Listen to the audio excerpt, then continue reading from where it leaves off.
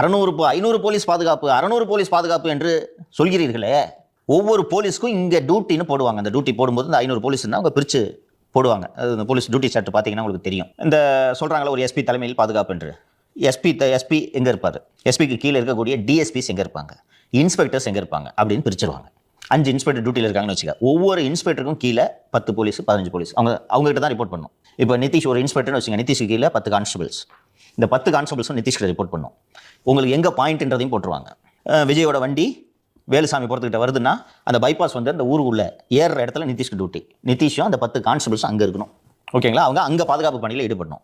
இன்னொரு இன்ஸ்பெக்டர் மாலதி, இன்னொரு woman inspector இருக்காங்க. அந்த மாலதி இன்ஸ்பெக்டர் கீழே ஒரு 10 கான்ஸ்டபிள். உங்களுக்கு எங்கே டியூட்டி? வேலுசாமி புரத்தோட என்ட்ரன்ஸில் இங்கே டியூட்டி, இன்னொருத்தருக்கு ரவுண்டான பக்கத்தில், இப்படி டியூட்டி பிரிச்சிருப்பாங்க.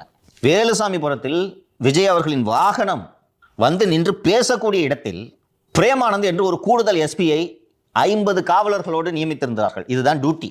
அந்த பிரேமானந்த் எங்க? திரு பாலாஜி சீனிவாசன் அவர்கள் உச்சநீதிமன்றத்தில் வாதிடும் போது ஒரு போலீஸ் கூட சாவலங்கன்றாரு. ஏன் சாவல சார்? அவங்க அங்கே இல்லை.